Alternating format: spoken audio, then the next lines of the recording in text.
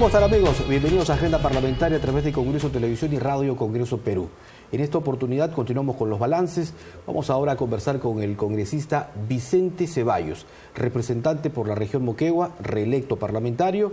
Vamos a conocer cuál ha sido el trabajo en este quinquenio. Congresista, bienvenido como siempre. Buenas tardes, muy amable por la invitación.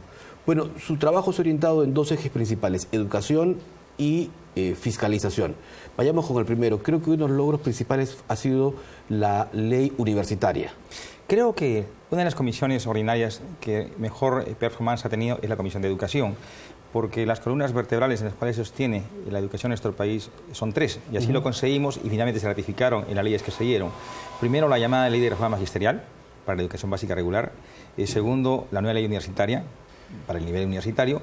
Y la tercera, que acabamos de aprobarla, que es la Ley de la Educación Técnica Superior para los tecnológicos. Es decir, desde el marco normativo creo que el Parlamento cumplió. Pero más allá de cumplir, creo que hay que saludar y reconocer también el esfuerzo y liderazgo que asumió Daniel Mora Ceballos. En principio, no fue una discusión o deliberación normativa hecha a puerta cerrada, no, al contrario. Se aperturaron las puertas, hubieron distintas audiencias públicas, desde Tumbes hasta Tacna, Madre de Dios, distintos lugares, y para las distintas leyes. En consecuencia, podríamos decir que fueron leyes consensuadas, cuyo insumo básico fue la participación directa de los actores, ciudadanos, profesores, estudiantes, que finalmente le otorgaron legitimidad a estas normas. Y dentro de esta ley universitaria, quizás el ente más llamativo, más representativo ha sido la SUNEDU, esa Superintendencia Nacional de Universidades. Creo que fue lo que de una u otra manera ha propiciado mayor debate y contraste, ¿no? Porque al darse nacimiento a la Superintendencia de Universidades, acontece que esta prácticamente cancelaba la vigencia de la ANR, Asamblea Nacional de Rectores, y la CONAFU. Pero más allá de ellos, detrás del SUNEDU vino también una serie de prerrogativas y facultades que le otorgaba la propia ley. Y esto fue malentendido cuando se tratara de una centralización y manejo del sistema universitario. No, lo que se trataba sencillamente era de ordenar. Por suerte, se planteó una acción de inconstitucionalidad ante el Tribunal Constitucional. Ratificó 100% que la ley era plenamente constitucional, y esto obviamente nos devolvió la tranquilidad, la confianza, y a partir de ello se empezó a encarrilar por mejores caminos lo que es la vigencia de aplicación de la ley, pero sobre todo de lo que es la institución nueva como SUNEDU. ¿Cuánto tiempo va a demandar lo que significa ya la implementación de esta norma en cuanto a lo que es la acreditación de universidades y de las facultades que va a tener cada una de ellas? Mire, es un proceso, ¿no? No olvidemos que la ley se dio hace 2 años, lamentablemente por acciones de amparo y acciones de inconstitucionalidad prácticamente se paralizó la ley, más aún hubo cierta renuencia por algunas autoridades rectorales que se oponían a la aplicación de esta ley, tuvo que aperturarse denuncias de orden penal, inclusive contra algunos rectores, para que finalmente se inclinen y acepten la vigencia plena de la ley. Ahora, a partir de ello, también el SUNEDU se ha demorado un poco en constituir su propio directorio, podríamos decirle, y también darle el marco normativo reglamentario. Estamos en un cronograma de actividades este año propuesto por SUNEDU de lo que significa lo que es el licenciamiento, pero un licenciamiento orientativo en esta primera fase. Yo calculo que un par de años más ya podemos hablar de un auténtico y definido proceso de institucionalización y vigencia de lo que es la nueva ley. Congresista, el gran temor, sobre todo de los promotores de las universidades, era la posibilidad de que se vayan a cerrar varias de ellas, en especial las particulares. ¿Se ha tomado en cuenta, por ejemplo, ello? ¿Cuántas, digamos, no cuentan con la calidad, con la acreditación respectiva o necesaria, en especial en provincias, para continuar, digamos, o para mantener un nivel óptimo que permita que sus estudiantes puedan salir con una capacidad efectiva? Miren, aquí partimos de una premisa básica, ¿no? ¿De quién es la responsabilidad de otorgar una calidad de educación? ¿Del ente privado, de la sociedad anónima que instituye una universidad o del Estado? Y esto provoca otra pregunta, ¿no? ¿A nombre de quién se otorgan los títulos profesionales? A nombre de la nación, a nombre del Estado. O sea, el Estado tiene un grado de involucramiento. En ese concepto creo que el Estado tiene un rol protagónico en la calidad educativa del país. Y esta responsabilidad se le ha entregado al SUNEDU. Nosotros hemos visitado una serie de distritos y provincias de nuestro país. Inclusive, y no exagero, encontramos en algunos casos que en algunas cocheras o en el segundo piso de un restaurante existía determinada universidad. O sea, la calidad universitaria no solamente pasa por la enseñanza de un buen docente, pasa por lo que es infraestructura, pasa por lo que es equipamiento, pasa por lo que es implementación, pasa por lo que es bibliotecas. O sea, es todo un conjunto de actividades que tienen que ceñirse en torno a la calidad educativa, lo que no identificamos. Entonces, todo esto tiene que ser verificado, obviamente, ¿por quién? Por el ente autorizado, que es el SUNEDO. No se malconfunda que quizás podría esto provocar alguna corriente de seguimiento o persecución contra determinadas universidades, en absoluto. Se están hablando de ciertos estándares mínimos que tienen que satisfacer las universidades. Y a efecto de ello, es SUNEDO quien va a determinar cuáles deben continuar o no. Ahora, a la pregunta concreta, si existe la posibilidad de que alguna universidad pueda ser cerrada, por supuesto que sí. Definitivamente. Si no cumple los estándares mínimos, definitivamente tendrá que cerrar y, en cierta forma, asumir sus propias responsabilidades. Hay esta preocupación que aún se refleja, y lo hemos visto en algunos medios de comunicación en los últimos días, está relacionada a la edad máxima que debe tener un docente universitario. Se le ha puesto un tope en la norma. Sí, miren, la verdad que esto fue discutido en la comisión. Ya teníamos un antecedente que se puso un tope máximo de 65 años para la educación básica regular y en este caso 70 años para la educación universitaria.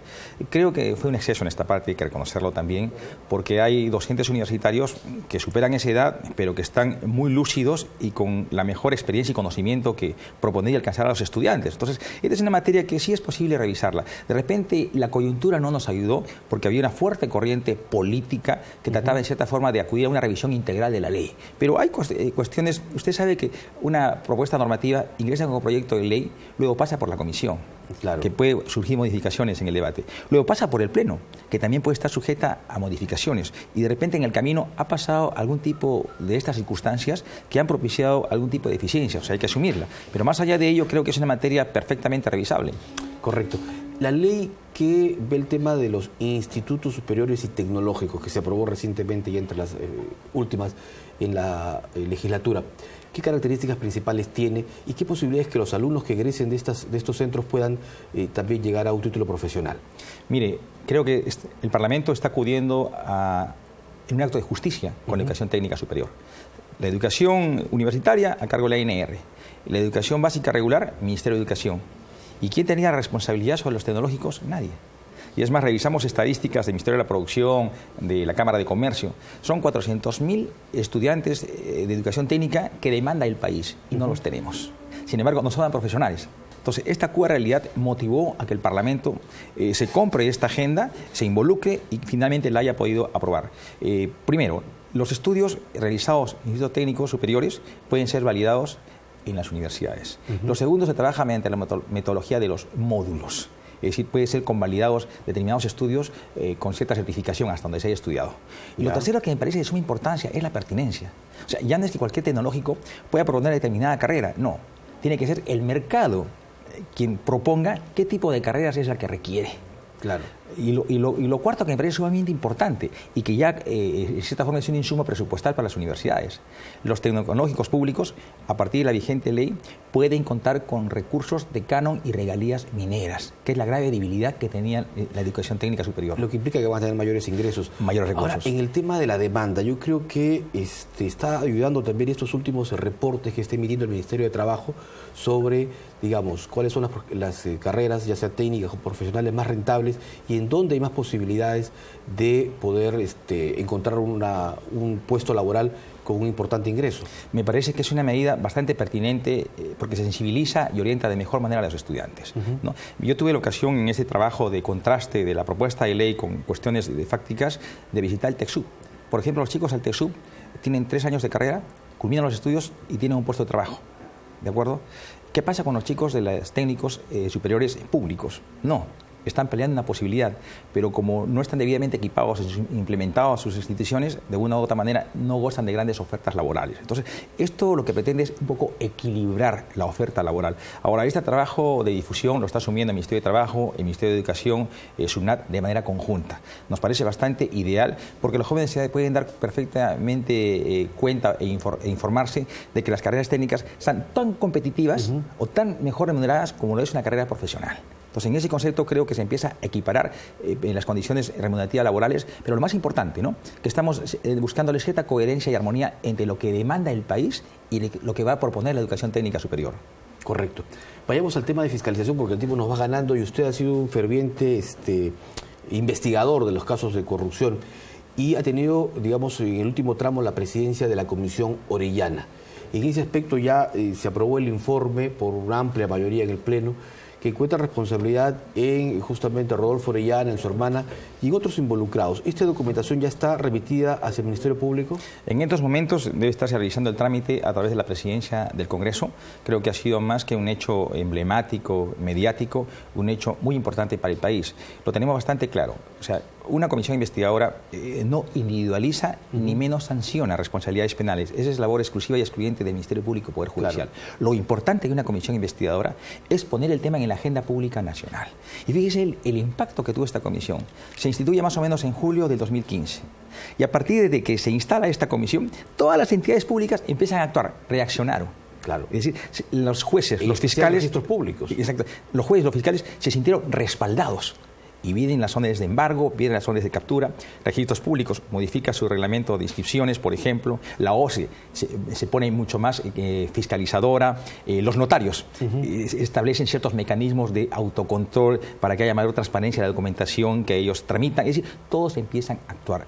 Pero, ojo, lo dije antes y lo reitero el día de hoy, el caso Orellana no es un hecho aislado. El caso Orellana se lo ha investigado por el Parlamento, pero hay otros casos Orellana en paralelo que no están siendo investigados. Por eso, lo que tiene que provocar... ¿Y que están operando actualmente? Que están operando actualmente. Las metodologías son las mismas. Por eso, el impacto positivo que tiene esta comisión investigadora del caso Orellana es que pone en la mesa las debilidades institucionales, pero sobre todo las debilidades u omisiones normativas que han propiciado que estas redes estén actuando en el país. La red Orellana ha operado en el país por cerca de 10 años. Con una institucionalidad renuente, por no decir complaciente, porque ha permitido este tipo de actitudes. Correcto. Y ustedes han hecho recomendaciones, ¿verdad? Efectivamente. ¿Y hay algunas propuestas de ley para evitar casos como los que están ocurriendo con el caso Orellana? Mire, primero encontramos responsabilidades, y lo hemos dicho con un nombre propio. Encontramos responsabilidades en funcionarios de registros públicos, claro. Responsabilidades en funcionarios de Contraloría General, responsabilidades en funcionarios de la SBS, responsabilidades en funcionarios de la OCE, responsabilidades en notarios públicos, responsabilidades en peritos, responsabilidades en tasadores, responsabilidades en liquidadores. Me faltan manos. ¿Por qué? Porque todo el Estado estuvo ausente. Entonces, en este sentido, estamos recomendando que el Ministerio Público pueda profundizar la investigación y en su oportunidad canalizarla ante el Poder Judicial. Pero, por otro lado, estamos sugiriendo, obviamente, como corresponde, de forma inmediata, que el Parlamento acuda a una corrección de las deficiencias u omisiones normativas que hay. Y le pongo un ejemplo clarito. Un tema crítico del caso Orellana es las llamadas cartas fianza. Claro. La actuación sin ningún tipo de control de las llamadas cooperativas, COPES en particular. Bueno, hoy día tenemos información periodística que hay otras cooperativas que sin estar autorizadas por Superintendencia de Banca y Seguros siguen otorgando cartas fianza. Entonces, allí estamos proponiendo en este caso concreto que Superintendencia de Banca y Seguros tenga incidencia en fiscalizar, en controlar el actuar de las cooperativas en el país. Correcto, le agradezco mucho, congresista. El tiempo es corto, pero ha servido para en grandes rasgos conocer el trabajo que usted ha desarrollado en este quinquenio y proyectarnos también hacia lo que viene en los próximos 5 años. Muy amable. Muy gentil. El congresista Vicente Ceballos, representante por la región Moquegua, estuvo aquí en la agenda parlamentaria por Congreso Televisión y Radio Congreso Perú.